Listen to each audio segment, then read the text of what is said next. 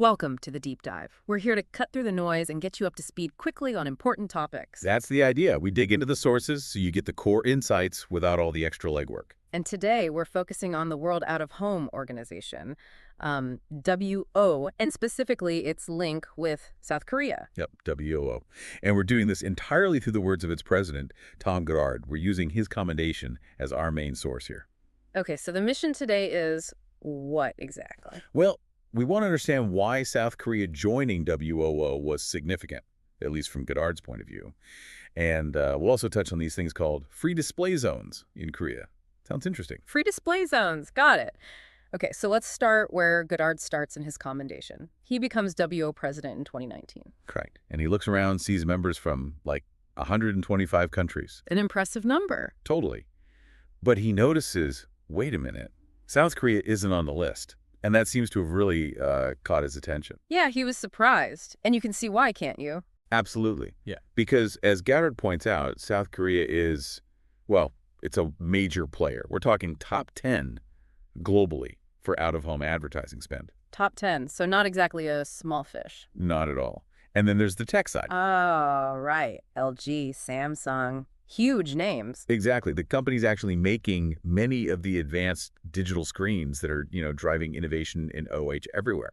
So it's like, how are they not involved? It does seem like a big gap. Why do you think they weren't members back then? Did Goddard speculate? He doesn't explicitly say why in this commendation, but you could guess, right? Maybe they were very focused domestically, or perhaps, language barriers, different ways of doing business, or maybe just no one had made the right connection yet. Could be any of those, I suppose.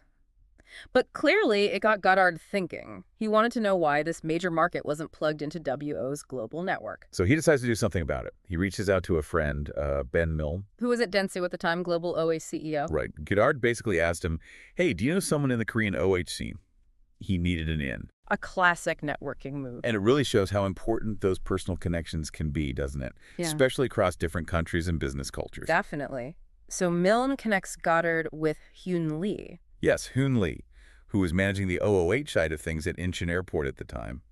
A really key introduction, as it turned out. So Goddard sets up a Zoom call with Hyun Lee. Pretty standard stuff these days. Yep. And Goddard's goal was clear. He wanted Hyun Lee to help him meet the big OH operators in Seoul. Makes sense. But it wasn't smooth sailing right away, was it? No, not quite. Hyun Lee was apparently a bit cautious. Skeptical, maybe? He asked for something in writing first, right? Mentioned his English being a little... A bit out of practice, yeah. Which, could be just practical one and clear communication. Or maybe he was just sussing Goddard out, seeing how serious this was. Could be. So Goddard sends over a formal letter. But Hyun Lee's response was still kind of, meh.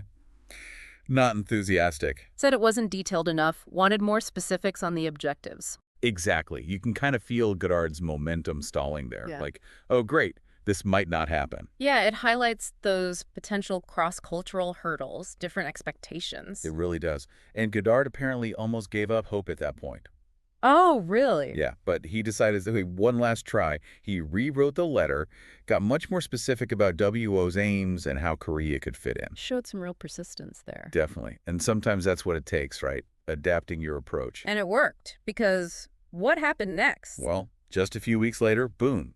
Hyun Lee gets back in touch. Asking for dates for Goddard to come to Seoul. Yep. Asking when Goddard could visit to meet the industry leaders. Quite the turnaround. Wow. So Goddard heads over to Seoul, October 2022, the commendation says. Right. And he arrives expecting, I don't know, maybe a few individual meetings. Yeah. But he gets a surprise. What was it? A big roundtable event. Organized largely thanks to Hyun Lee pushing for it, and with Chairman Woo Chang-hoon playing a major role in pulling it together. Chairman Woo Chang-hoon. Okay. And this wasn't just a small gathering. It brought together the three main OOH trade associations in Korea, plus loads of their member companies. Whoa. So Hyun Lee really managed to rally the troops. He absolutely did. It shows there was clearly an underlying interest, and Hyun Lee tapped into it. That meeting must have felt huge for Goddard. Transformative, maybe? I think so. Yeah. Because it seems like that's when everyone really saw the potential benefits. What WO could offer Korea and what Korea could offer WO. Like what specifically? What were those benefits? Well, think about it. For WOO, getting a top 10 market, a tech hub involved. That strengthens the whole organization, brings in new ideas. Makes sense. And for the Korean side? Access to global best practices, Yeah. networking, a bigger voice internationally. It's that kind of exchange that drives innovation for everyone. It sounds like they really laid down a new foundation for working together that day. And things moved pretty quickly after that, didn't they? Remarkably quickly. Within months, two of those Korean OH associations actually merged. Merged. Wow. Yeah, they formed the new Korean OH Association. And then this unified group officially joined WOO. That's a massive step. And they started participating internationally. Actively. Hmm. Going to conferences, sharing best practices. It all happened quite fast following that initial visit. And Goddard, in his commendation, he puts a lot of that down to Hyun Lee, doesn't he? Oh, absolutely. Mm. He really credits Hyun Lee's initial push and his commitment throughout.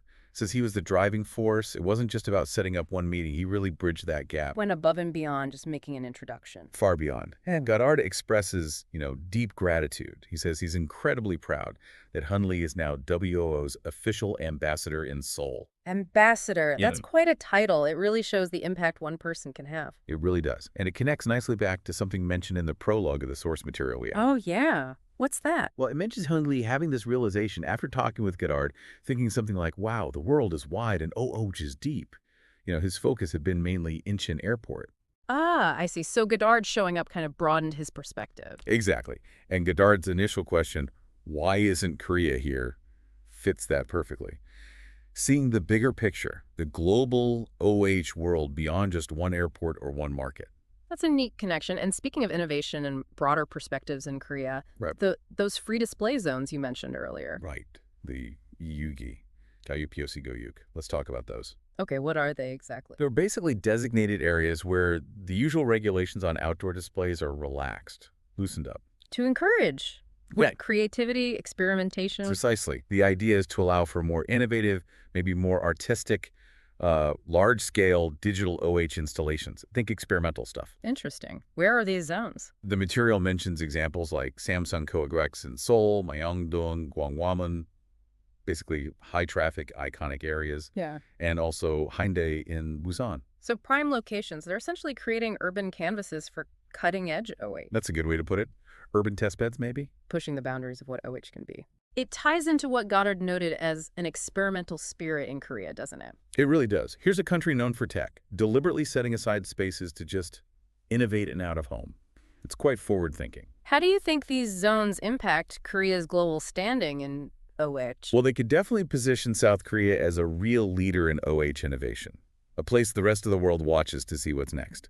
And Hyun Lee as WO ambassador, he's probably involved in sharing that, right? You'd have to assume so.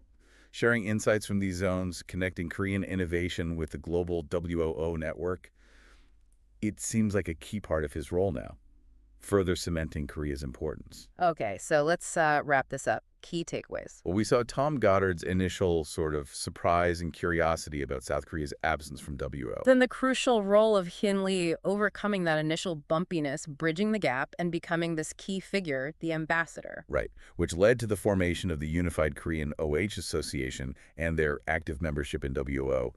Big structural changes. And Goddard's genuine pride in Hyun Lee's role really stands out. Definitely. And it all loops back to that idea from the prologue.